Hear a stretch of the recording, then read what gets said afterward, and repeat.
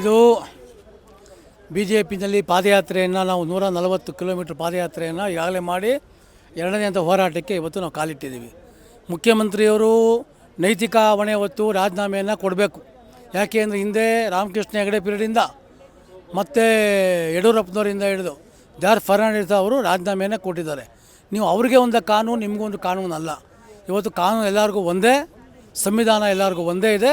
ನಿಜವಾಗಲೂ ನೀವು ಒಳ್ಳೆ ಮನುಷ್ಯ ಆಯಿತು ಅಂತಂದರೆ ನೀವು ದಯಮಾಡಿ ನೀವು ಹೇಳ್ತೀರ ಕ್ಲೀನ್ ಚಿಟ್ ನಾನು ಅಂತ ಹೇಳ್ತೀರಲ್ಲ, ಕ್ಲೀನ್ ಅಂತ ಹೇಳ್ತಾ ಇದ್ದೀರ, ದಯವಿಟ್ಟು ರಾಜೀನಾಮೆ ಕೊಡಿ.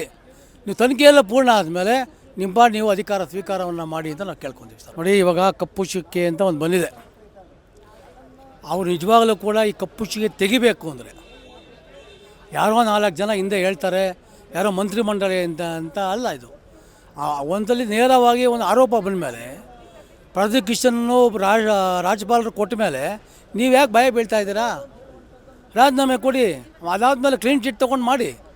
ಇದು ನಮ್ಮ ಅಪೇಕ್ಷೆ, ಇದು ನಾವು ಮನವಿ ಮಾಡ್ಕೊತಾರೆ ಬಿ ಜೆ ಪಿ. ಇಲ್ಲ ನಾವು ಬೀದಿಲಿ ಹೋರಾಟವನ್ನು ಮಾಡ್ತೀವಿ. ಬರೀ ನಿಮಗೆ ಸಂವಿಧಾನ ಕೂಡ ನಿಮ್ಮ ಪರ ಇದೆಯಾ? ಇಲ್ವಲ್ಲ. ಕಾನೂನು ಎಲ್ಲರಿಗೂ ಒಂದೇ ಅಲ್ವಾ? ನಿಮ್ಗೊಂದು ಕಾನೂನು, ಅವ್ರಿಗೊಂದು ಕಾನೂನು ಅಲ್ಲ.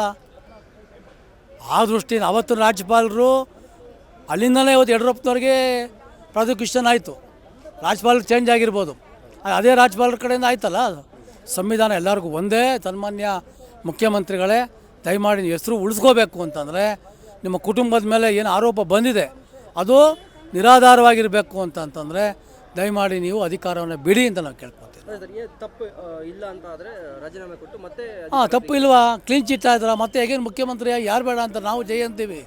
ಅದು ಬಿಟ್ಟು ನೀವು ಅಧಿಕಾರ ದುರುಪಯೋಗ ಮಾಡ್ಕೊತೀರಾ. ಮುಖ್ಯಮಂತ್ರಿ ಆದಮೇಲೆ ಏನು ಕಾನೂನಿದೆ, ಏನು ಹೋರಾಟಗಳಿದೆ, ಅದು ಎಲ್ಲೊಂದು ನ್ಯಾಯಾಂಗ ನಿಂದನೆ ಆಗುತ್ತಾರೆ, ಮತ್ತು ಅಧಿಕಾರವನ್ನು ದುರುಪಯೋಗ ಮಾಡ್ಕೊತೀರಾ.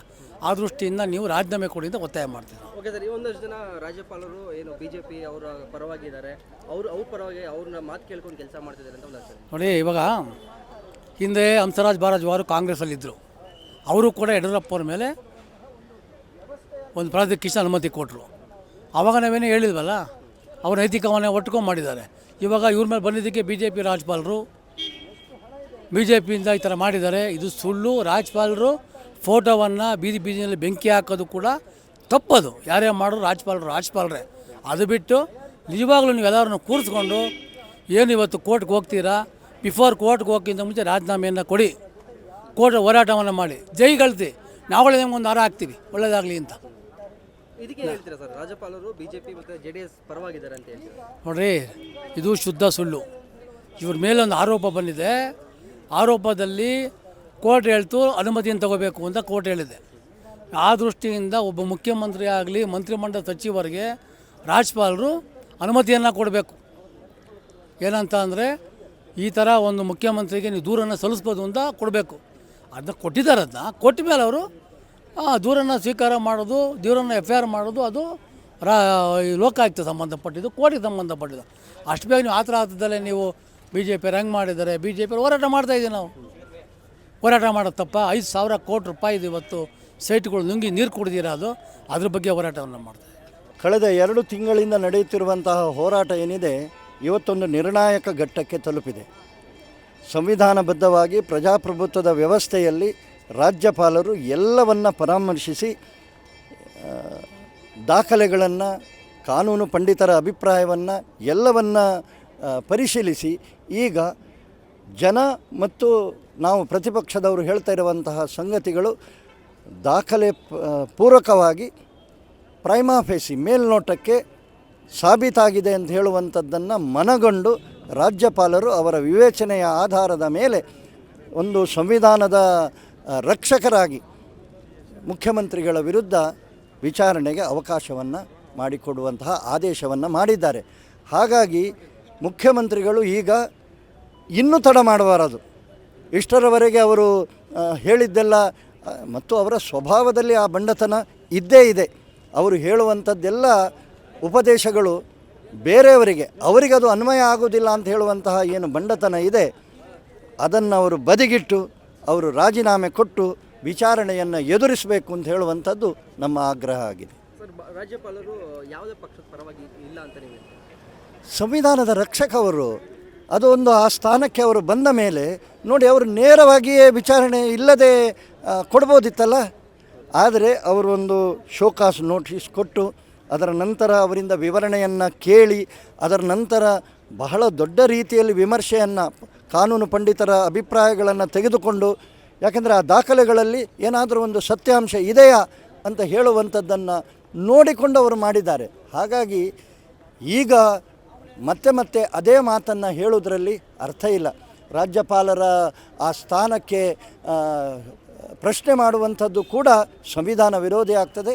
ಅವರು ತಕ್ಷಣ ರಾಜೀನಾಮೆ ಕೊಟ್ಟು ಅವರು ತನಿಖೆಯನ್ನು ಎದುರಿಸಬೇಕು ಅಂತೇಳಿ ನಾವು ಆಗ್ರಹಿಸ್ತೇವೆ. ಸಿದ್ದರಾಮಯ್ಯ ಅವರ ಅಭಿಮಾನಿಗಳು ಒಂದಷ್ಟು ಜನ ಇವರು JDS ಮತ್ತು BJP ಅವರ ಪರವಾಗಿ ಅವ್ರು ನಿಂತಿದ್ದಾರೆ. ಸೊ ಅದಕ್ಕಾಗಿ ಇವರು ಈ ಥರ ಒಂದು ಇದು ಮಾಡಿ ಆ ರೀತಿಯಲ್ಲಿ ಅಭಿಮಾನಿಗಳಿಂದ ಯಾರಿಂದಲೂ ಬೇಕಾದರೆ ಎಷ್ಟು ಬೇಕಾದರೂ ಮಾತುಗಳನ್ನು ಹೇಳಿಸ್ಬೋದು. ಹೇಳಿಸುವಂಥದ್ದು ಮುಖ್ಯ ಅಲ್ಲ. ನಾಳೆ ಕೋರ್ಟಿನಲ್ಲಿ ವಿಚಾರಣೆ ಆಗುವಾಗ ಇವರು ಯಾರೂ ಅಲ್ಲಿ ಬರುವುದಿಲ್ಲ. ಅಲ್ಲಿ ಕಾನೂನೇ ಬರುವಂಥದ್ದು, ಸಾಕ್ಷ್ಯಗಳೇ ನಿಲ್ಲುವಂಥದ್ದು. ಹಾಗಾಗಿ ಅದನ್ನೆಲ್ಲ ಆಧಾರವಾಗಿಟ್ಟುಕೊಂಡು ಅದನ್ನು ಉಪಯೋಗ ಮಾಡುವಂಥದ್ದು ಕೂಡ 40 ವರ್ಷದ ರಾಜಕೀಯ ಜೀವನ ಮಾಡಿದಂತಹ ಸಿದ್ದರಾಮಯ್ಯವರಿಗೆ ಶೋಭೆ ಕೊಡುವುದಿಲ್ಲ.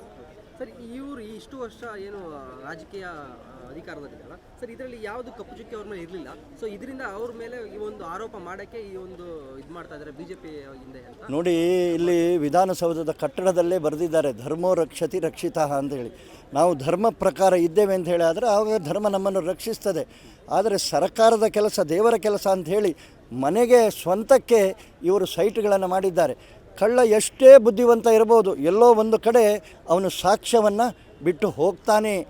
ಆ ರೀತಿಯಲ್ಲಿ ಒಂದು ಕಾಲದಲ್ಲಿ ನಡೆದು ಹೋಯಿತು. ಆದರೆ ಈಗ ನಾನು ಬಹಳ ಸಂಭಾವಿತ ಅಂತೇಳಿ ಹೇಳುವವರ ವಿರುದ್ಧ ಸಾಕಷ್ಟು ಸಾಕ್ಷ್ಯಾಧಾರಗಳು ಹೊರಗೆ ಬಂದಿದೆ. ಅವರು ಸಿಕ್ಕಿಬಿದ್ದಿದ್ದಾರೆ, ರೆಡ್ ಹ್ಯಾಂಡೆಡ್ ಆಗಿ ಸಿಕ್ಕಿಬಿದ್ದಿದ್ದಾರೆ. ಅವರು ತನಿಖೆಯನ್ನು ಎದುರಿಸುವಂಥದ್ದೇ ಈಗ ಇರುವಂತಹ ಒಂದೇ ಒಂದು ದಾರಿ ಅವರಿಗೆ. ಆ ತನಿಖೆಯನ್ನು ಎದುರಿಸುವಾಗ ಮುಖ್ಯಮಂತ್ರಿ ಸ್ಥಾನದಲ್ಲಿ ಕೂತು ಆ ರೀತಿಯಲ್ಲಿ ನಾನು ತನಿಖೆಯನ್ನು ಎದುರಿಸ್ತೇನೆ ಅಂತೇಳಿ ಹೇಳುವಂಥದ್ದು ಅದು ಭಂಡತನ ಆಗ್ತದೆ. ಅವರು ರಾಜೀನಾಮೆ ಕೊಡಲೇಬೇಕು, ಕೊಟ್ಟು ಏನು ತನಿಖೆಯನ್ನು ಎದುರಿಸಬೇಕು. ತನಿಖೆಯಲ್ಲಿ ಏನು ಬರ್ತದಲ್ಲ